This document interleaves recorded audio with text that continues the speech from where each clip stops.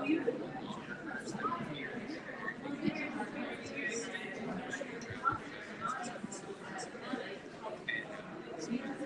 right. Hi, everyone. Welcome. Everybody comfortable? Yeah? You can always get up and get another drink if you want to. This is supposed to be casual, right? It's supposed to be the anti-panel. So I'm Dave Morehouse. I'm the director of the Institute for Research and Sensing, which is a brand new interdisciplinary research institute here at the University of Cincinnati. But this is really a group project, a group of 9 of us that have been working together over the past few years to launch this. And there's a lot of things that we're doing. We have a graduate program, training program at IRiS that launched this fall. 16 PhD students, 9 departments, 3 different colleges. Some of them are here. If you're an IRiS graduate research fellow, can you raise your hand real quick? This is the graduate research fellow section. They're doing fantastic work, learning about innovation in sensing and working with external partners. We have external partners that include the EPA, NIOSH, Kroger, and Procter Gamble, all working with small interdisciplinary student teams with challenges that their industry is facing, and the student teams are working to develop innovative solutions to that. So that's part of what we're doing. We're also doing a lot of academic or research-focused work, day-long retreats, and a working group. Peter Langland-Hassan is here today, is leading a working group on AI and machine learning and kind of new frontiers in that. That will occur in April. But you're here for one of the main things we're doing this first year, which is the Alloy series. It's a discussion series. It's meant to bring people together from really diverse perspectives. Maybe haven't even met each other yet. I bet that some of our panelists have never met each other.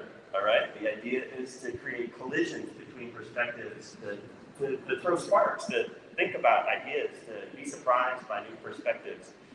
Nobody here is representing the state of the art in their field or some consensus view. They're representing themselves and what they think about when they think about these topics. So it's meant to be off the cuff.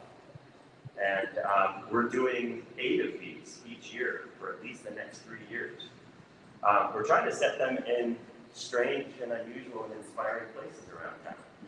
So this is a pretty good start, yeah? The November one will be at the Lunken Airport Terminal. All right, closed to the public for the past 2 years. We'll be able to have drinks in the Greater Cincinnati Airmen's Club inside the Lunken Airport Terminal before we go out to the Art Deco lobby and have a conversation like this. The December one will be at the Swing House here in Camp Washington, an Italianate row house with a swing attached to the rafters. You can swing the length of the building. Pretty cool. You'll be able to swing, at least before we set up chairs and have our conversation. We'll do one at the Cincinnati Observatory in January, and we're out prospecting for other really strange and unusual and fun places around town, like places that you can't usually get to. That's the whole point. So it's meant to stimulate curiosity while we're having conversations about current topics in sensing and perception. So if you're not on our mailing list yet, just come up to me at the end and I'll make sure that you get on our mailing list so you get notices about this. They're all free. And so I think that's all that I have to say about IRiS at the moment, but I did want to quickly introduce our conversationalists, for lack of a better word. I like raconteurs, but I don't know if that's what you really all are. Let's start with Peter Langland-Hassan here. Hi, Peter. Peter is going to be moderating and a voice in this. Peter's in the Department of Philosophy. He studies philosophy of mind and cognition, thinking about inner speech, inner voice, amongst other things. He'll bring an interesting perspective tonight. Tony Chemero right here. Tony is in both philosophy and psychology. He thinks about embodied cognition, about the ways in which the way we make sense of the world isn't just in our minds, but also lives out to our bodies and the bodies of other things. We just wrote a paper together about animals and how they make sense of the world. So Tony, very flexible thinker, thinking about embodied cognition. Yeah, with Olivia Harris, who's in the audience here today. Tamara Lorenz, another multi-department person, psychology, mechanical engineering, and electrical engineering and computer science. She's really interested in interactions between people and machines, or people and robots, and how synergies arise there. And so she, the kind of machine-robot interface. So yeah, she'll bring some really exciting ideas and perspectives here. Maura O'Connor, who's in history, and you're also in women's gender and sexuality studies, yeah? Yeah. And just like incredibly interdisciplinary. So a historian, but also interested in economics and neuroscience. And you're a wild card. I have no idea what you're going to share with us today, and I'm excited to hear your perspective. That's okay. Just let the spirit move. And last but not least is Joori Suh. She's in DAP. She's in architecture and interior design. She thinks a lot about how humans interact with space and in a sensory way, kind of visuospatial interactions, multimodality. How does space impact the way that humans perceive their environment and vice versa? Is that a good capture? Yeah, excellent. So how is this going to work? Peter's going to get the conversation started, but you're meant to participate. That's why there's no cord on this thing. It's because I'm going to hand this or another one to you. So if you want to join in the conversation, just raise your hand. We'll pass you a mic. Questions, comments, whatever comes to mind. So feel free to chime in. If you're shy, but you feel like you have something to say, you don't want to say it to a microphone, we have index cards over here and pens, so you can write it down, hand me the card, and I can be you and say it loudly and clearly into the conversation if you like. So that's also for folks there. And then Nishay Devono here. Hi, Nishay. Hi. She's the IRiS postdoctoral fellow, has been with us almost 2 weeks now. She has training in interdisciplinary psychedelic studies, really cool stuff. She'll be coordinating our December event on hallucinations and the nature of perception. She is helping us to connect with our online audience. So we are live streaming on Twitter and YouTube. Yeah. Hi, the internet. And the internet can talk to us too. So we have a way of receiving comments and questions. So if the events sell out in the future and you can't make it in person, you can join us online and you can actually interact with the conversation there. So Nishay's going to be helping us to see if there are questions or comments that come in from our online audience. Did I cover everything? All right. I'm going to hand it off to Peter. So thanks everybody for coming. And yeah, please join us in this conversation. Great. All right, thanks, Nate. So this, we've been, as Nate mentioned, the leadership group of IRiS has been meeting together for a couple of years now, but this is really our first public event. And we figured it would be sort of a good idea to start where we started with things. In the first time we really got together for a kind of retreat together, we'd all been, we addressed the question that I'm going to raise today for us to discuss, which is just the question, what is sensing? You know, we had gotten together, because we all, we were talking to each other. Are you interested in sensing? No, I'm interested in sensing. Okay, oh, you have interest in sensing as well? Okay, great. And, we put out feelers around the university. Who else is interested in sensing? And lots of people come, oh yeah, we got interested in sensing. And then it occurred to us, okay, well, maybe let's have a little conversation about what it is to be a sensor, and what things are sensors and what things are not sensors. We've all been working with some ideas about what they are that brought us together, but we threw this out in our first retreat and had a fun time discussing it. So we thought we'd see what happens with the same question with this interesting group of folks. So I hope you'll join us in thinking about it, and not thinking about what sensors are, but as we go along, maybe what does it matter what we decide to call it? What hangs on the question of what is a sensor, and what people's thoughts are about that as well. So my way of sort of kicking off discussion is to play the game that I presented to our group itself called Is It a Sensor? Okay? And the first item I put forward for you to consider, and we can get a show of hands, I think, from everyone, but especially our panelists. This means yes, this means no, this means Okay, how about the human eye? The human eye is sensor. All right. Take note of the flexible thinker, Tony Chemero, who does not find it, and we'll be interested. Tony, let me throw a couple out there. I did some research on Wikipedia about what it says.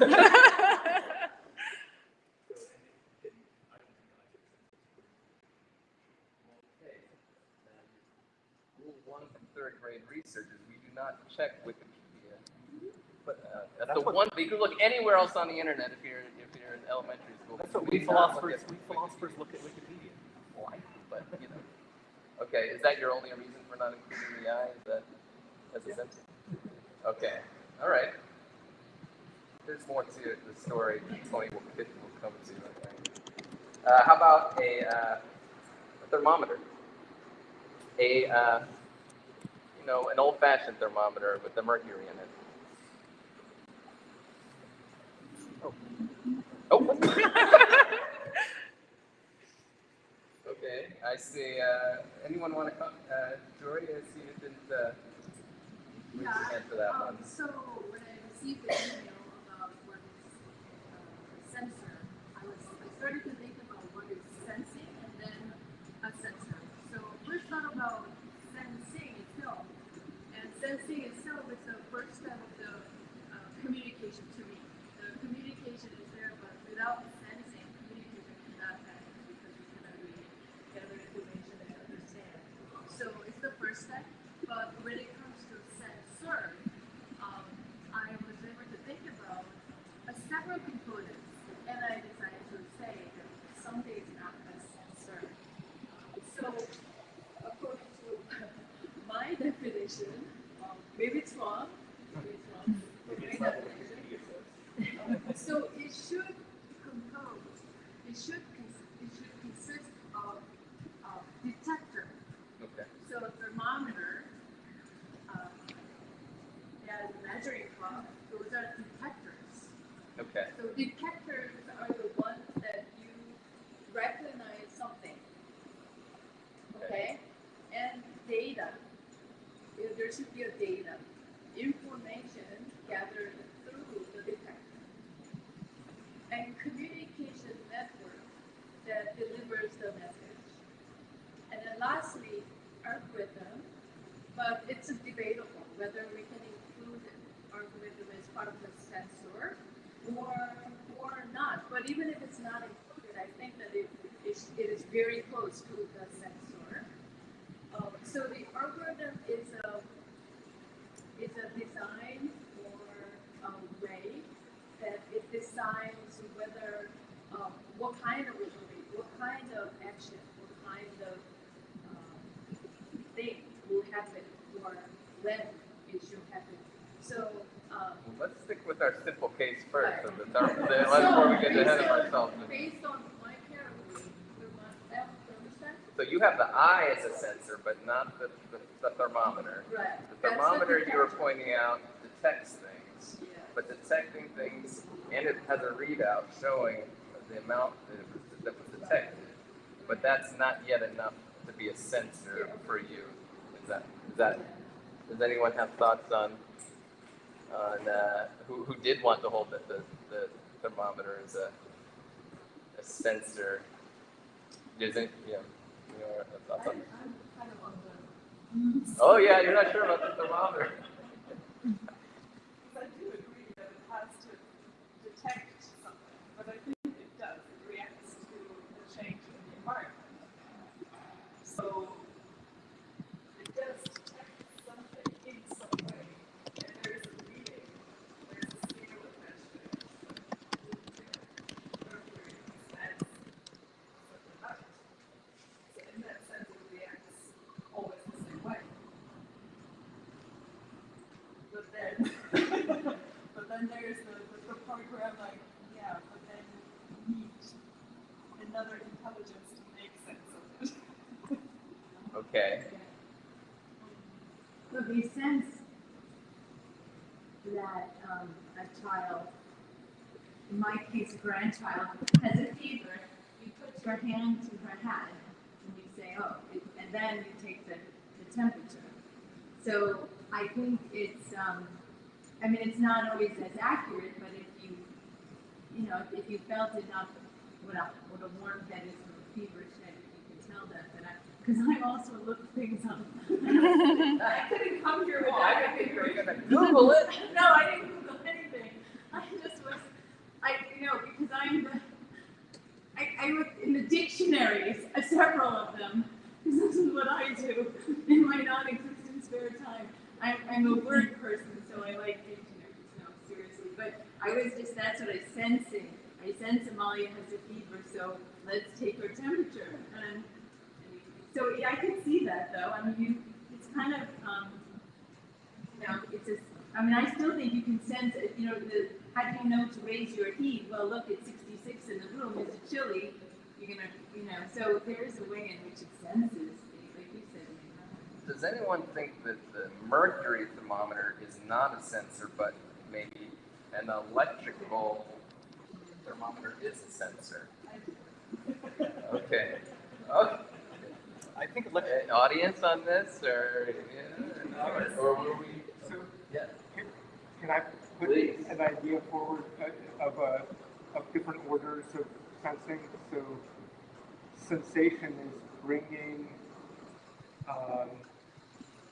information qualities of the external world into conscious awareness, or at least awareness of in some form that can be accessible consciously. The body has structures that do that directly into the brain. But then there are secondary sensors that you can use to extend the natural sensor. So an eye to me is a sensor for the mind. And the thermometer is a secondary sensor that the eye uses to gauge temperature. And so in that case, to me, there's no difference between, you know, what the transduction mechanism of temperature in the secondary sensor is, whether it's mercury, whether it's whatever it is that we all need now, whatever it is that the electronic thermometers use. Those are secondary sensors that then go through the sensor of the eye, that then bring into conscious awareness of temperature in some location. If you don't mind me for jumping in the philosophical deep end here with you, is there no sensing in the world without consciousness? So then we have to talk about what consciousness is. Okay, I had in mind a plant. I had in mind a world of plants turning. Yeah, sure. So then we can go into whether that's a form of consciousness. I don't think of the plants. I would agree with you. And yet I think that they do sense, and now I'm I still think that different orders of sensation is a useful way to think of it, but now I have to incorporate plants. Maybe someone else can do that. I actually agree with the secondary sensors and the first global sensory faculty. So we have sensory faculty here, sitting here. I actually love this place. There are a lot of sensory stimuli, and it's some of them I recognize and some of them I ignore. We don't sense everything, so there's a cognitive aspect coming into play. But anyway, so there is a sensory faculty, and that's the first group, and there's a secondary sensors.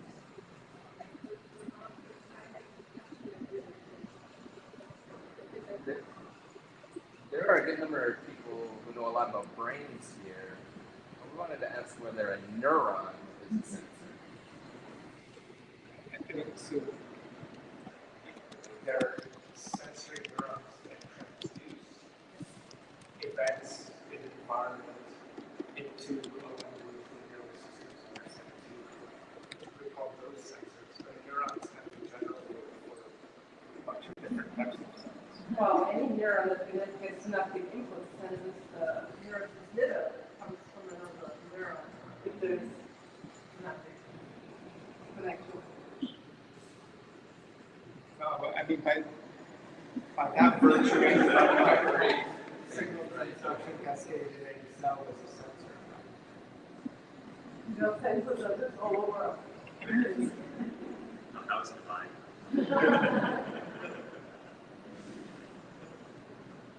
Okay, next up, the ocean tides. This sense the location of the moon. Could they?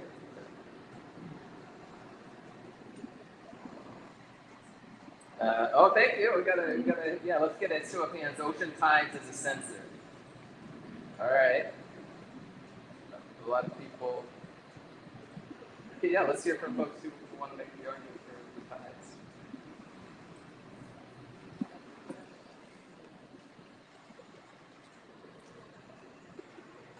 I have not thought about my answer to this question, so that was all good about. I think it's one person. But I think I'm going to ignore that question and just say that I think there's kind of two arguments going on. One about what sensing is, and in my opinion, something that's different what sense making is. I think people are talking, so for example, I would consider the thermometer, or even the weight under some perspectives, to be a sensor because it is changing in relation to something. I don't think it always has to be a regular change because, for example, we know from perception and otherwise, or plasticity in neurons that sensing might change, in my opinion, but the making of sense from that, I think, is something different. Like, I think the thermometer senses, I also make sense of the thermometer. But I think there's a relation between, in my opinion, I think it's a receiver and something. I wouldn't say that the thermometer makes sense of the temperature, but maybe that something in regard to it, but I would say that it's like, that's Okay. There was another vote for the tides. You know, have anything that? I was just going to say, it wasn't about tides. Oh, okay. We have my element here No, go for it. in the scientific realm, but Yeah. I would just say that from my point of view, everything has the capacity to sense. Even the chairs that you're sitting on are sensing the body sitting in them because they're comprised of atoms. And every atom is capable of responding to its environment. Therefore, in my opinion, everything is from a philosophical standpoint has the capacity to sense. Yeah. I mean, I think you point to something where we're kind of coming and where, yeah, we could point to this question of like, it could be a sensor in certain, you know, it's responding, things are responding in certain ways to, you know, causal input on it, and it's recording the effects of that cause, in some sense carrying information about what has happened to it. To throw in, I think when we were talking about this case of the tides, I think, and I remember Nate and others suggesting, well, maybe the tides just by themselves were not as sensors, but someone who cared a lot about the location of the moon could, by considering the tides in a certain way and consistently looking to them for information about the moon, through that act, now it is a sensor. You know, it wasn't before. Before it was just stuff happening, but someone is still approaching it with a purpose, and through having that purpose, was able to exploit its behaviors, and in that sort of combination, it became that's sensor. very much aligned with what Paul just said about sense making. Okay, yeah, right, yeah, that's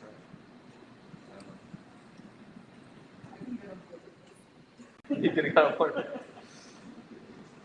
So, all right, let's try an almanac. Well,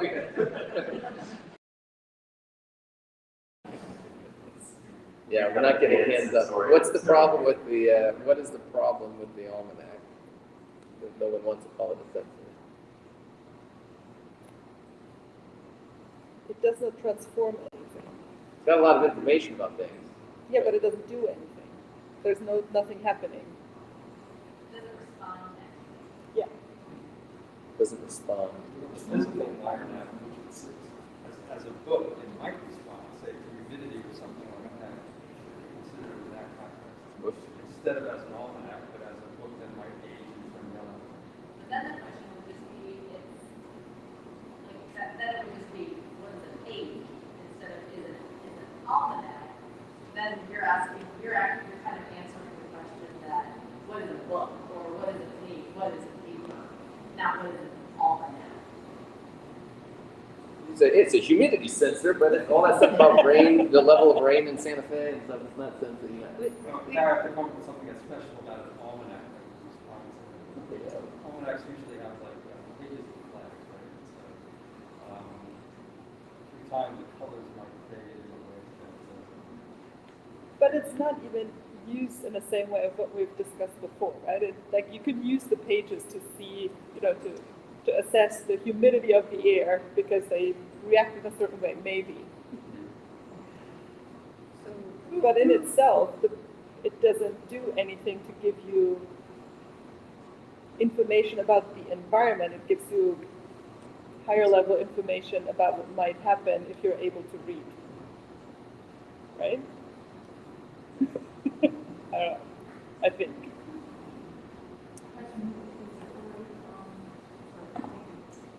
In separating function of the almanac from what is happening to it when it's standing in the community. Because then the language at one point cannot be read nowhere.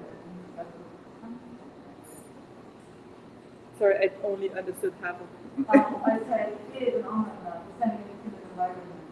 At one point, it was like able to read it anymore, but this means the function as an almanac is not any longer useful. This happens to any book, really, but still, the almanac is there to provide information.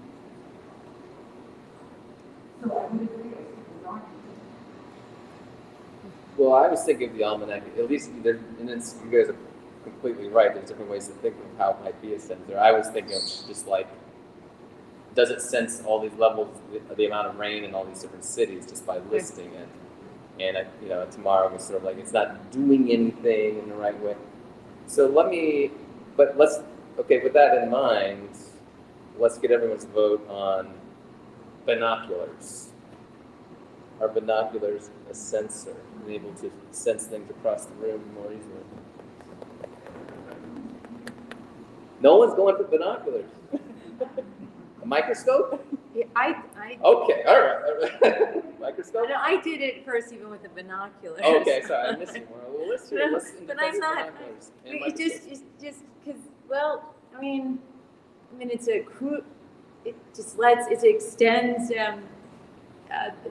the ability for you to look at birds for one, right? Or look at the ships in the ocean, or some stars. I mean, they're not the binoculars would be good for stars. Or if you're up in the rows of a stadium, the players down on the field. I mean, there is something about the extension of seeing. I mean, for me, sensing and sensors are all about the senses, and in the disciplines that I know best, this is how some of the questions that you're all asking get, have been like worked out. Like you really have to get a hold of, where's his name? Erica Gasser, my colleague, who's writing about sensing in the 18th century. I mean, because she's written about witchcraft and seances and the like. I mean, I'm writing for her now for a grant. So I thought, oh my goodness, she should be here tonight instead of me. But no, her work is really good. And the history of emotions, which looks at sort of psychology and cognitive psychology as well as philosophy, at least in the historical discipline in the last 15 years, I would say. So that's when I thought, the binoculars. But I was having this debate with my son, and he said, I don't think the binoculars are a sensor, so I'll tell him. So anyway, I thought they were because of the extension of the ability to see certain things. It helps you get a better perception of what's out there than you would have without it. Right. It responds in real time to things in the world, what's there, unlike the almanac, at least unless it's a humidity detector. But in this case, I would make the argument that you're just amplifying the sensory signal that you're getting and that you're receiving with your sensor, which is the eye. Eyes, right. These sensors, I would disagree. Yeah, I would say no. But your eye is a sensor. Yeah. Right. But what if you can't see without your glasses? That's why you amplify the signal. Ah, okay. And this improves them in binoculars are an accessory to these sensors. I could be wrong, but I'm. But it Let's is go back to what Yeah. Joori said, like her kind of typology of things to do with sensing. And one of the crucial things that she points to is like the information gets sent to an algorithm, right? And that's the reason why I would say eyes aren't sensing, because I think algorithms are not a good way to understand your brain or your thinking or anything like that. Right? So that's why I keep not raising my hand when everyone else does. Okay. But I think, and that what she said reflects what's what my Wikipedia research on what the word sensor is defined as. It's related to electronics typically, right? So, Well, yeah. Well, again, that was Wikipedia. I can see that.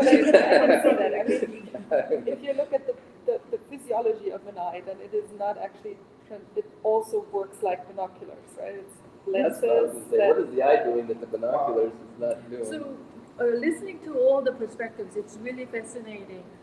In my mind, it's creating like a spectrum of sensor spectrum. So, to a certain point, some people agree that it is a sensor. From my perspective, it should be increased to a certain point, but it's really different. So it's really fascinating to see different perspectives.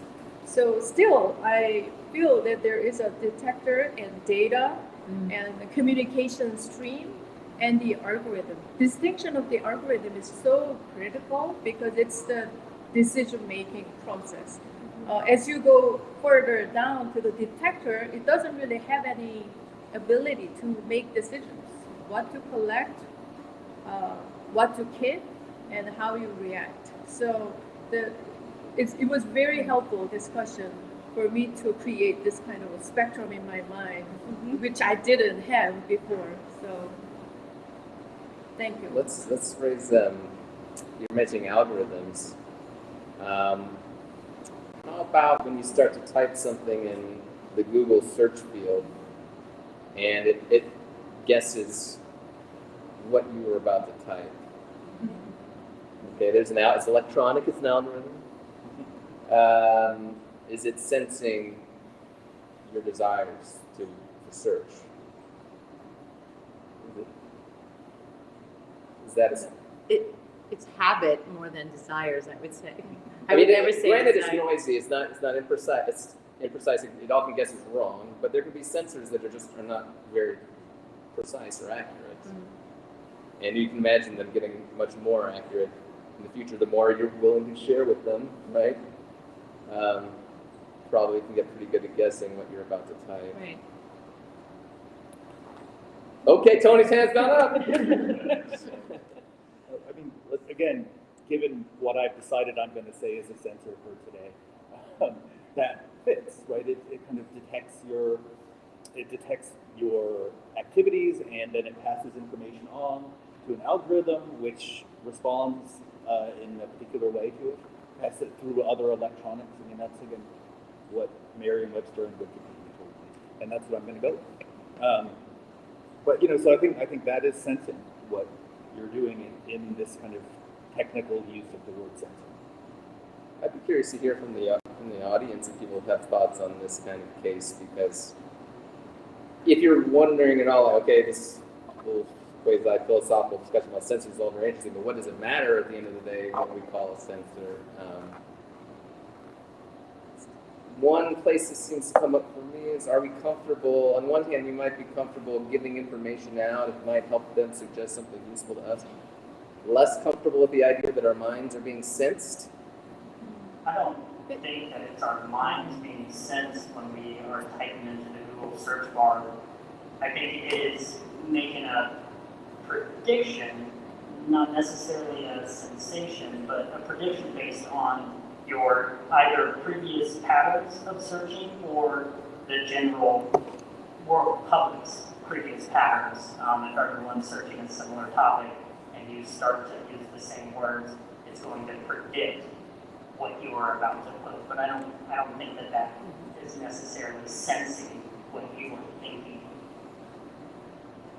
Yes, I would have to agree. So when we think about technology, these algorithms, like laptops, computers, and things like that, as you mentioned, I personally would say it's sensing more of like algorithms that have been pre-programmed with all this data that has been collected from all these people. So as you said, you're typing in Bing or Google or Yahoo.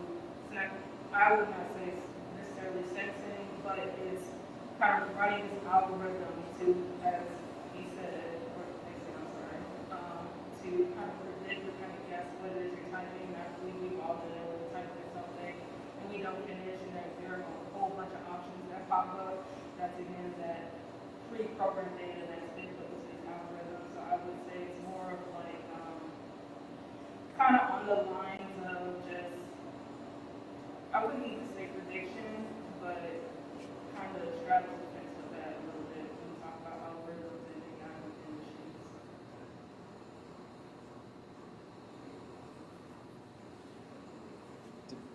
Do people view the search field suggestions differently than the face recognition algorithms? So that might scan all your pictures and pick out all the ones just of you. Do you feel comfortable saying that that might sense your face? Is anyone, okay, so Tony, are people shying away from calling that sensing? Got a hand up. Oh, we got Ryan. Yeah, let's hear from Ryan.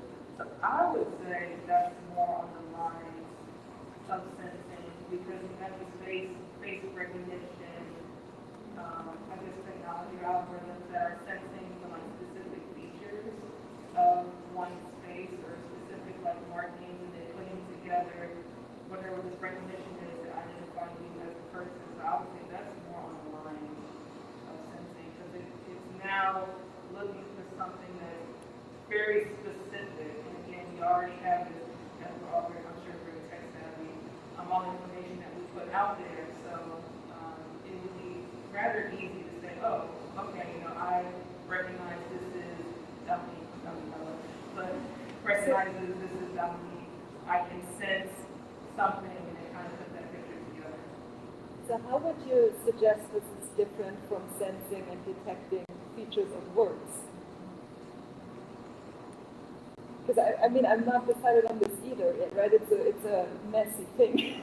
But while listening to your argument, which I think is well made, I was wondering. It's like I was not sold on the idea that the search engine is a sensor. And intuitively, I would have said, reacted to face recognition as a sensor. But really, the algorithm behind it does the same thing. It searches for features, either in words or in faces and pixels and coloring, and then it mines the information that it has, and it combines it in some way, and then it makes sense of it. So I'm torn. I guess to me, I'm wondering if more of the unfinished thought. If this is a question of whether or not this is a result based on something that we don't have a direct relation to at the moment, like databases are written with pattern recognition, and if all pattern recognition is sensing, then that's fine. But is there a difference between pattern recognition based on a database or something like that? We're talking against what you would say for a search algorithm versus pattern recognition in the sense of based on what you're doing right now, this is what I think that you're about to do. And I'm not really sure where to draw the line on that, but that's kind of what's coming from the algorithm. I think I decouple the algorithm from the sensor. So facial recognition requires a sensor. I think the transformation requires it's a transformation of that image that was spoke out into the sensor, converted to some electrical signal. The algorithm is decoupled. What you do with that information is decoupled, and I think you have to transform that physical information information is something that can be interpreted or sensed. Totally raise my hand, I was going to say something along the same line, more or less. I guess a sensor, in my mind, the more I think about it, is something which converts a signal into a medium which the algorithm can act upon. And so I guess that answers a bunch of the artificial computer sensing stuff. Yeah, I think that it's sensing because it's taking some information which the algorithm is not able to act upon, converting it, and then allowing a decision to be made. That's what all our sensors do. It takes some sort of signal, whether it be sound or sight or whatever, and converts it into electricity so that our brain can chug away and decide what it's supposed to do with that. So I guess at the most fundamental level, it doesn't decouple the algorithm from the sensor, but they're inextricably linked because the sensor has to be configured in such a way that it can feed into, Yeah, I still stand by the idea that it has to do something with transformation. Like something is transformed into something else. Tamara had a very interesting idea that there's got to be a change of energy type. Yeah. A transformation of energy type. Now, I don't know all the types of energy myself. I'm just. I'm not even sure what are the right word for this, but transduction is probably the word. Yeah, transduction. So, yeah, give us a little on that and why you would think that would, what work that does when we're trying to answer these questions. Well, the general idea is that the signal is conveyed in some mode or in some energy way, like heat or, now that I think about it, really everything is some kind of waveform. It's swinging in some way, in some frequency. So it's really a translation of this frequency of one medium to the frequency of in another medium. I also think maybe it depends on contextualizing it within what the sensor should be embedded in. So like I think anything from the sensor is providing information for something or providing information for the system perhaps. But maybe something like a banana peel might not be a sensor, but there's a banana peel on the floor and it might sense the danger. Like it might provide information if there's danger. And so that might be somebody can describe it as a sensor can provide information in specific context. So I think that there's some room to play around with like the boundaries if you are familiar with your context, but I think this brings up an important point that keeps coming up, which is whether or not intelligence or algorithms can impute a sensing function to something that otherwise doesn't have it. Right? The waves are just what happens when the moon's gravity pull and the sun's gravity pull on the water on the earth. But if you then have a sense-making connection to somebody studying them, then suddenly you can turn it. So I think there's this ability to impute a sensing function to something that might otherwise not be a sensor. Yeah, that's. Yes, I can shout.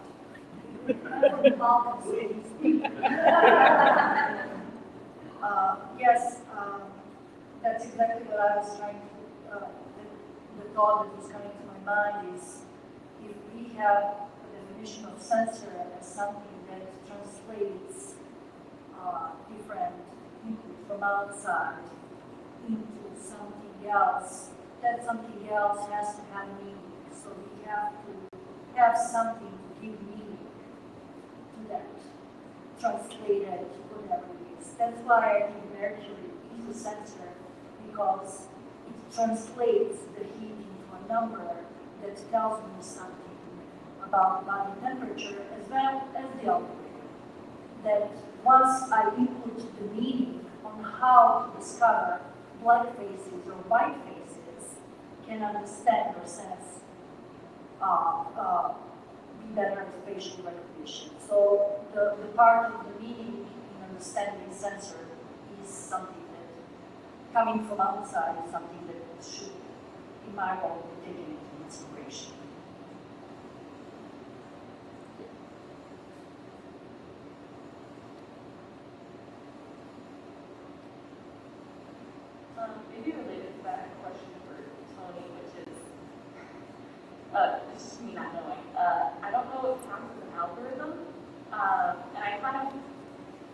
hearing your response, I was thinking, I think Tony should think of a mercury thermometer as a sensor, because in a sense, right, it has a specific equation relationship between the heat and what it's going to do within a certain space, how much your body, that's why thermometers work, put them within a certain space, and put the markers are in place, and then you have output that is consistent, and I would say algorithmic, but I don't know what that means, because I don't use computers, so I don't know if it's restricted to that setting. Are you movable, Tony? I guess I just don't have, I mean, again, I just had to figure out what I mean by the word sensor for today, which I didn't have a strong opinion about before, I have to admit. So, you know, before I looked online for a definition, I would have been happy to say that a thermometer was a sensor. A mercury thermometer was a sensor. But then I said, well, I'm going to have some criteria by which I answer Peter's weird questions. So I just chose one, and I'm trying to stick with it, which means I have to say no. Well,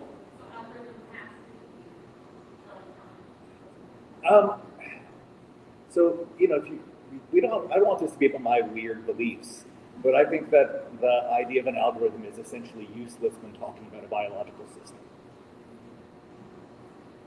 But are you afraid that if you call the mercury thermometer a sensor, that everything is going to become a sensor? Is that what's lying behind this clinging to Wikipedia and what it told you in the first 5 seconds of your research?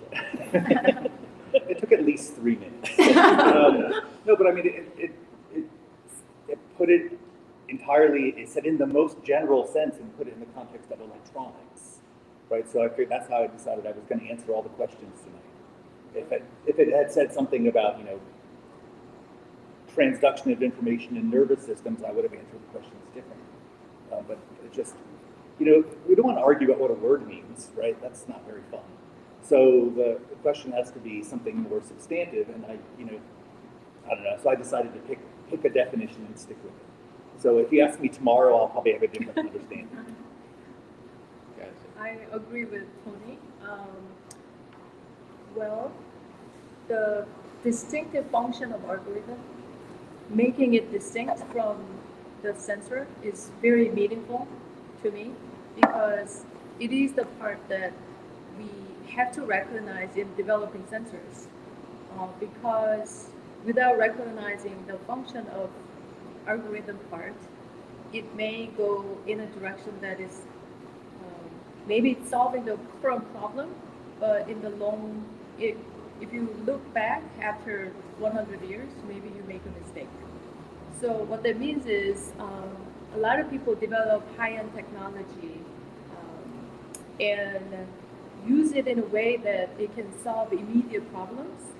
And I have seen that it's becoming a problem. One example that I can make is when I was driving from home to here, I missed the exit.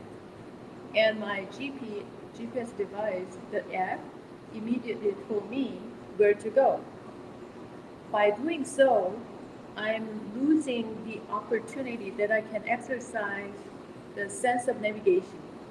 I don't even think about where the landmarks are. I just follow the direction.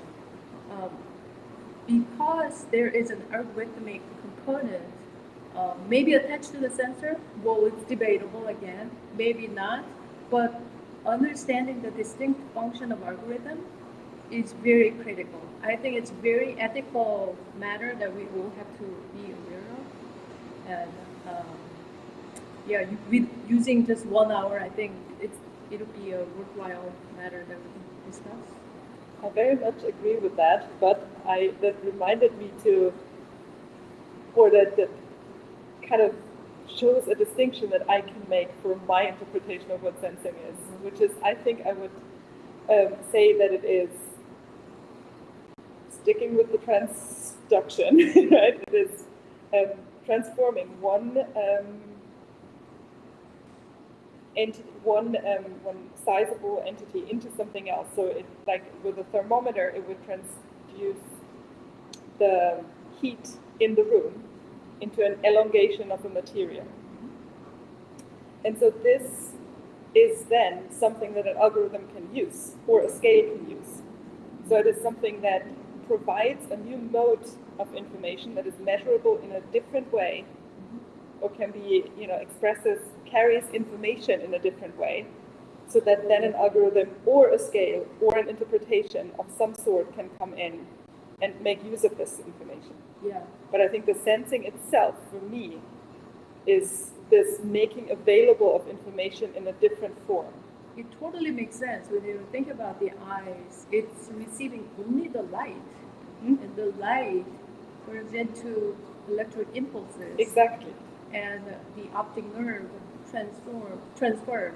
deliver that message to the brain. So I think it's totally right to say that there's a certain form of information and it's transferring into another form to the liver. What happens if you don't use the GPS and you learn how to get about a city, or you look at a map and you have what we used to call a good sense of direction, right? I mean, I think this is the thing that's the most annoying. If you're in a city anywhere in the world that you love, and the tourists are just looking at their phone trying to figure out where you go. So, I mean, what do we call the phone a sensor?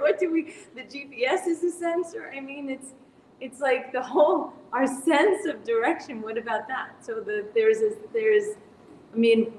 do you think of that? Because what does that mean to have a good sense of direction? So I have a question. Do we consider the brain to process information, do we consider the brain something that uses algorithm or an algorithmic thing?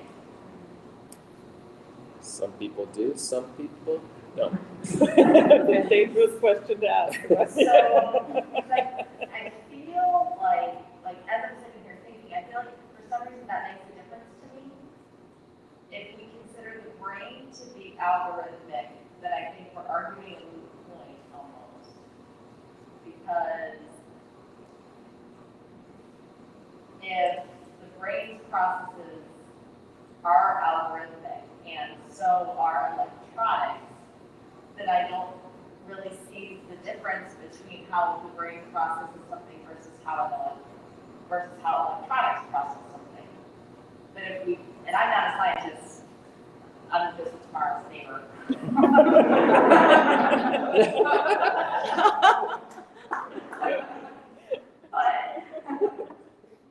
But I have had several conversations with Tamara about similar things.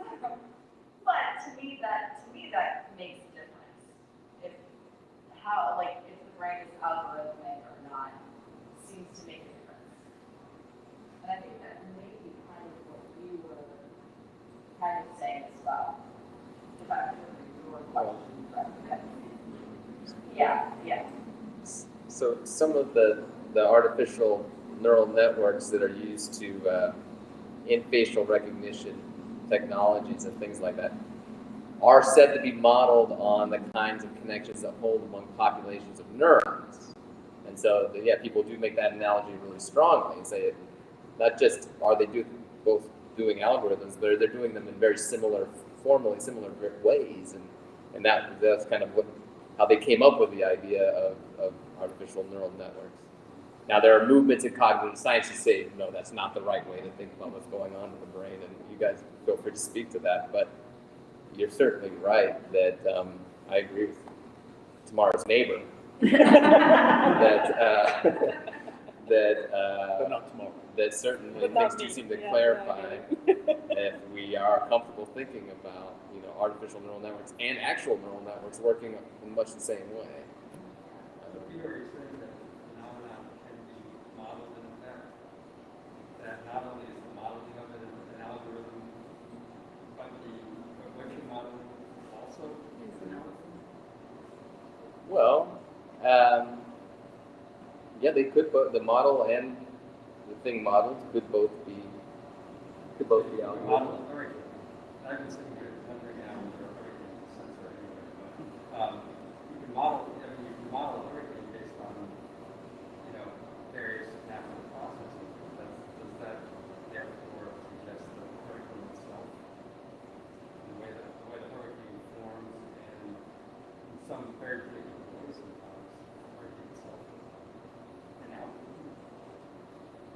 I would, yeah, I would say no. I guess I was thinking, you know, if we started with the idea that activations of certain kinds of patterns of activation in neural networks are computing algorithms at the time, if we just took that as a starting point, then if we could say, well, how do these algorithms work? Well, let's formally replicate that in a computer. Then you've got, and then, you know, that to me, then the analogy would be, okay, we've got this big hurricane. Let's, in a sort of little terrarium, get some wind and water things in a small scale, you know, so it's almost like time model. I guess that's what I thought of it, you know, but yeah.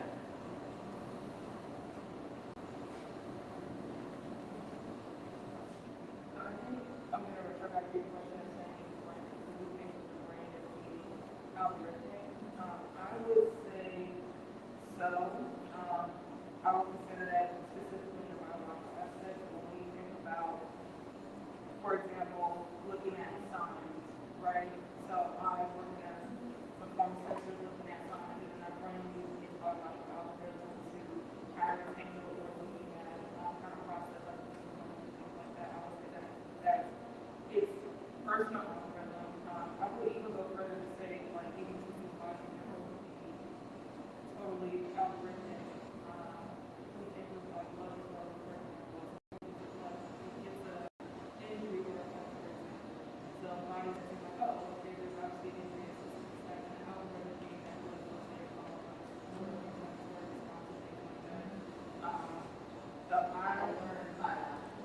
yeah. And then how we can transfer that into, like you mentioned, like artificial neural networks. Now you mentioned, you know, not really seeing the difference, and I can kind of see that a little bit to a certain extent when it comes to like machine learning and AI.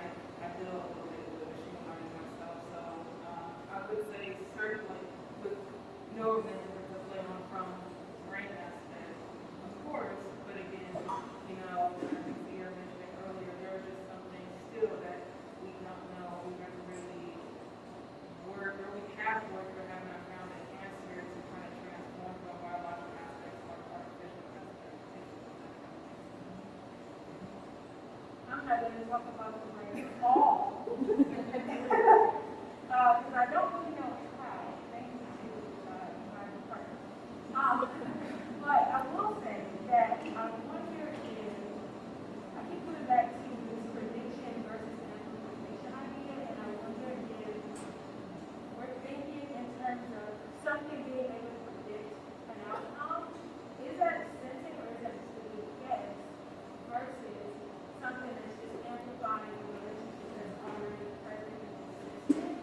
I think, I don't know, and I don't know if it's a distinction that I can really explain it in another way, but I keep thinking like, yes, we have things like algorithms that can guess for us based on given what we might think, but in my mind, a sensor is more likely something that just reveals a relationship that's consistent to the granularity that is necessary for it to be used for something else. So again, it's not necessarily about the practice of the accuracy of the information isn't the hard of it. It's more about if the relationship is consistent and if there's, well, also like sensing is separate, but I also have to think about it in terms of who's using the information and that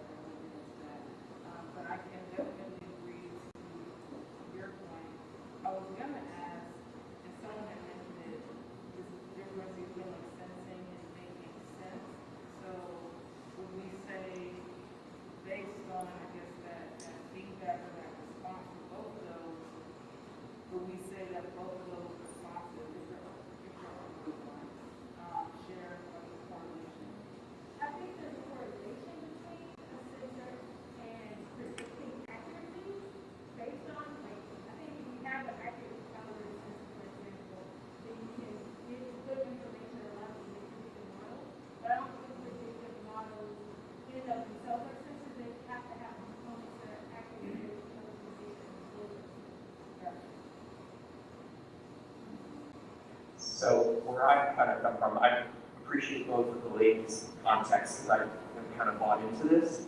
But I think the piece that struck me with this is, again, where we all started this conversation from, and humans view everything as if they are the center. And it's always about what we see it.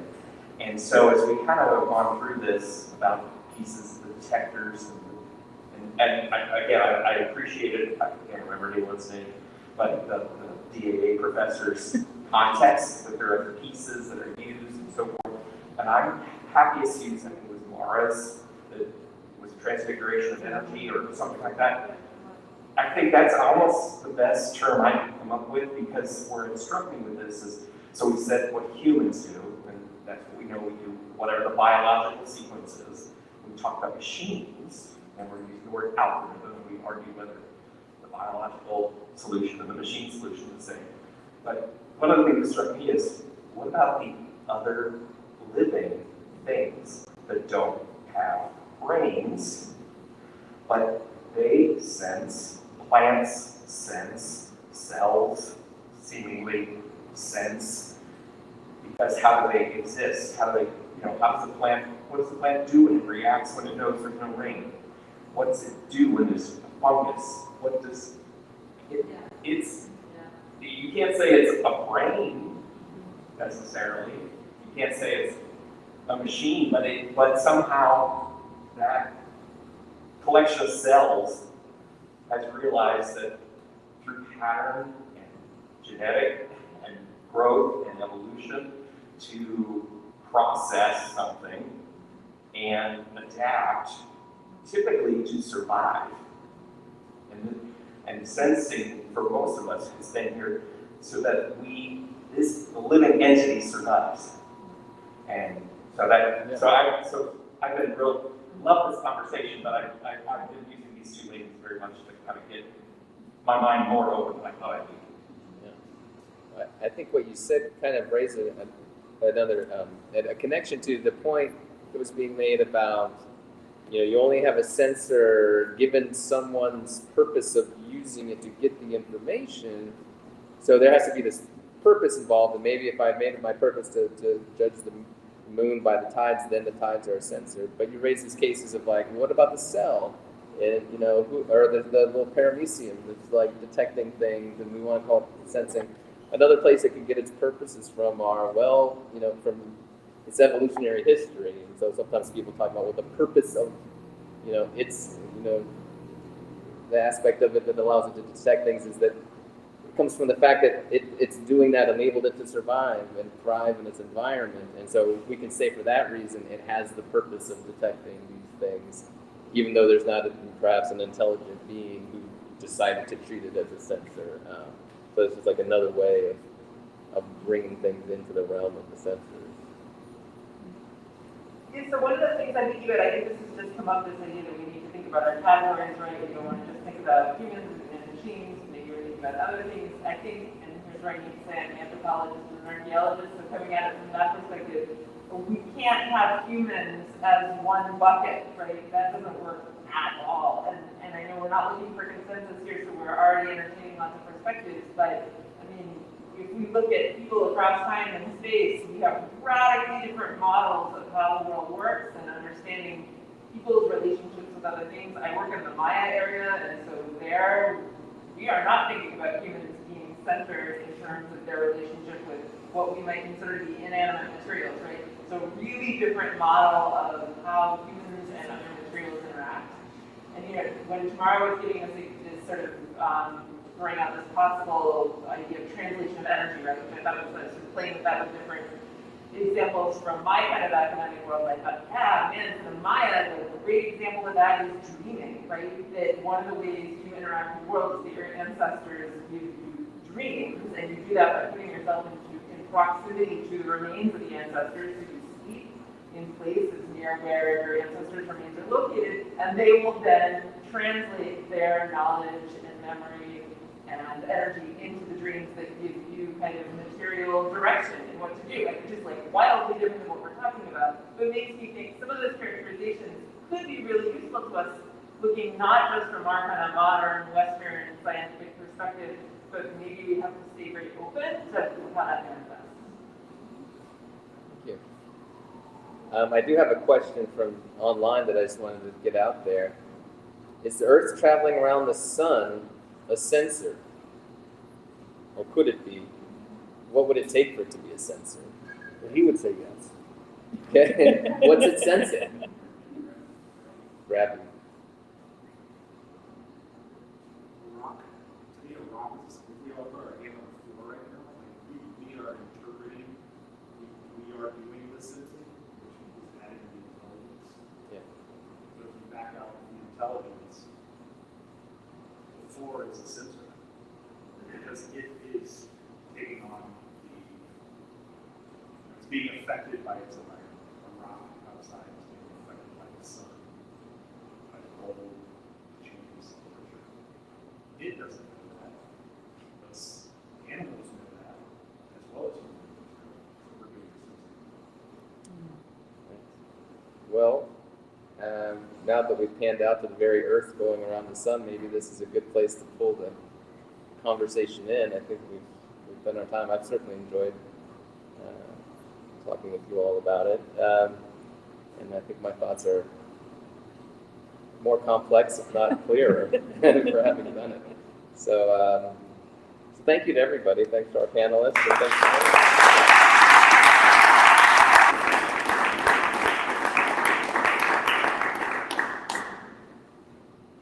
Thanks to our audience. You guys are great tonight. So the next one will be November 18th at the London Airport Terminal. It will be on biomimicry and the future of sensing. And then we have one December 9th at the Swing House that will be on hallucinations and the nature of perception. So stay tuned, put that stuff on your calendar, make sure to reach out to me. You can reach us at sensingresearch@uc.edu. That's easy enough for you to remember. You just send us an email, we'll put you on the mailing list if you're not already on it. But yeah, thanks again for joining us. This was really fun. And spread the word. Yeah, spread the word, bring friends, etc. We're going to continue doing this for the next few years. So thanks again for being here.